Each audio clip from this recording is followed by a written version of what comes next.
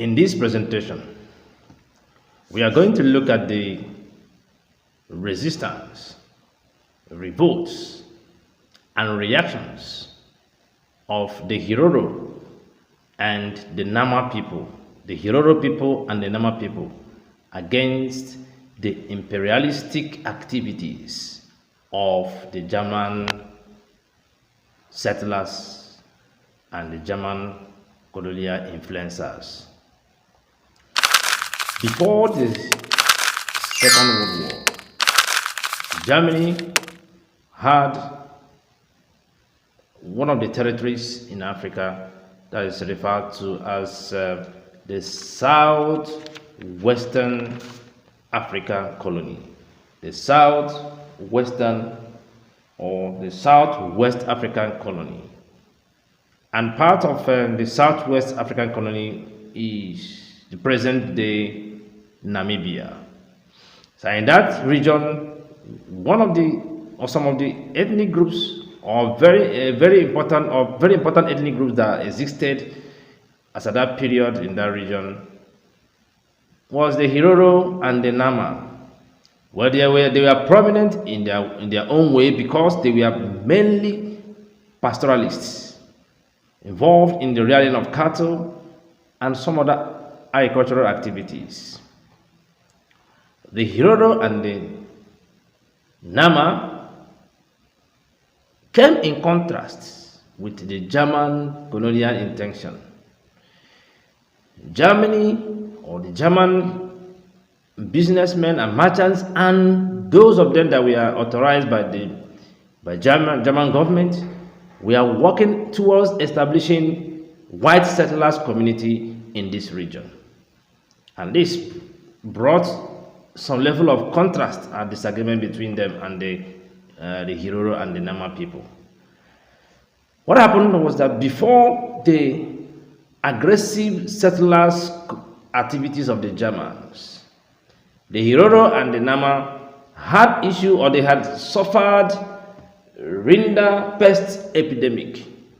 Their animals suffered Rinder pest epidemic, and they lost a good number of their livestock. Well, they were trying to, and this was not a very good thing for them, and they were trying to readjust. They suffered this epidemic from around 1896 to around 1897. And they were trying to readjust because that was the major, if not the major source of income for them. And this brought some level of hardship. The German settlers decided to capitalize on this situation in order to make life difficult for the Herero and the Nama. They started taking over some of the unutilized grazing lands. Some of the lands that were not being utilized in the grazing because of the epidemic that these people they suffered in the line of their livestock activities. This did not go down well with the Herero and the Nama. Precisely, the Herero people didn't take it lightly. Another thing was that the German settlers that took over these lands decided to use systematic acquisition of the remaining livestock belonging to these Herero and the Nama people. This was because they themselves established ranches and started systematic taking over of the livestock of these Herero people in order to stock up their own ranches. What they did was to offer food loans to these Herero people and the Nama people. This was because we are having serious issue surviving. They were having hard time because of the epidemic they went through. So the German settlers started offering them food loans. And then in repayment, they started demanding that they should repay using cattle and mainly their livestock. And this was not easy for them. But because they needed to survive, most of them had to take over the unfortunate offer of the Germans. But what really triggered the issue mainly in the area of the Herero was that some recruiters came all the way from South Africa or Johannesburg with the intention of recruiting able-bodied men from among the Herero. Already they were, and these recruiters were whites. Already there was issue with hardship with them, and these recruiters came with the offer of, recruiting able-bodied men to work for them in Johannesburg. This did not go down well with the leaders of the Herero. They felt that the whites, the Germans, and the other recruiters coming all the way from Johannesburg had the intention of completely creating negative impact in the Herero nation. Well, they revolted against the Germans. But before this revolt, they sought the help of the Nama. The Herero sought the help of the Nama, but it didn't come on time. In that revolt, over 100 German businessmen and settlers were killed. The Herero reclaimed back their land taken by these Germans. While the Germans did not take it easy. They sought for reinforcement. And when the reinforcement came, they engaged the Herero people in a serious war situation. Well, the Herero were able to sustain this to a certain level, but a very unfortunate development or a very unfortunate thing that happened was the statement credited to the German leader or the German military general that was in charge of this military expedition. Now, the Germans reinforcement were able to kind of isolate the Herero people at Waterberg, but the Herero were able to break through the encirclement of the German forces. For this reason, the German military general that went by the name von Trotter issued a very unfortunate exterminatory or extermination focused proclamation. A very unfortunate extermination focused proclamation with the intention of wiping out the Herero. Let me actually read a little quote of this order given by the German military general. The order says, and I'm quoting, "The Herero are no longer German subjects. They have murdered and plundered. The Herero nation must leave the country. If it will not do so, I shall compel it by force." Inside German territory, every Herero tribesman, armed or unarmed, with or without cattle, will be shot. No women and children will be allowed in the territory. They will be driven back to their people or fired on. These are the last words of the Herero nation from me, the great German, or the great mighty German, the great commander of mighty German emperor. This was a pure proclamation with the intention of completely exterminating or chasing out the Herero out from the territory. In the reaction to this, the Germans went after serious extermination of the Herero.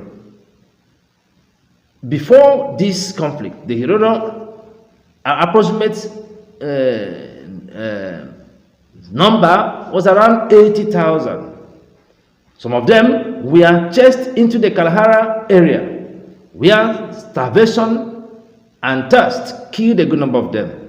Some were shot by the German forces. And most of them, a very few of them, about 2,000 of them, were able to reach neighboring Bechuanaland, which is present-day Botswana. They were able to reach there as refugees. And this wasn't a very good act. Well, there was serious extermination actions, and most of them had to run. When the Namas on their own side made a mistake, before this conflict, the Herero approached them for support in order for them to fight the Germans together. But the Namas were very slow in cooperating with the Herero.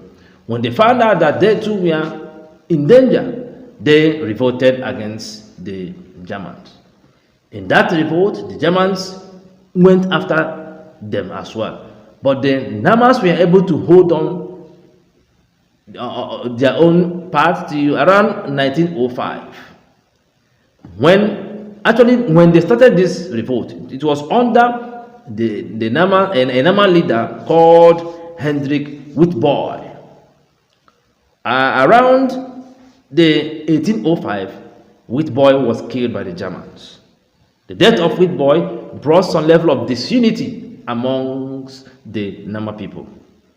And this brought some issues. Although the Nama were able to hold on to their side around 1907.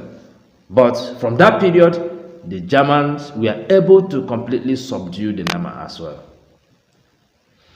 Well, in around 1905, the proclamation order or the extermination proclamation order given by Van Trotter was withdrawn. The remaining, or what was remaining of the Herero, were allowed to come back. But as at this period, they were completely helpless. In a kind of punishment, the remaining of what was of their livestock were taken away from them and handed over to the German settlers. They were made to take jobs in German farms and German-owned mines. They were meant to take low-paid jobs, working and serving the German settlers. This was not a good thing for them, but besides, because a good number of them have been killed, a good number of them were chased away, the Germans were not even able to get enough labor. For this reason, the Germans looked up north towards the Owambo land, from where they were able to get some more recruits, or for the sake of labor force. Well, it was a very unfortunate situation, and this particular incident is being described by a lot of historians, mainly pro-African historians, as a forgotten massacre or genocide. Well, the Namibian government at the time started engaging the German government in order for the German government to recognize the fact that it carried out massacre in its former colonial territory. Well, at the time, the German government recognized the fact that the actions or the orders given by von Trotter and the subsequent implementation of that order was a massacre.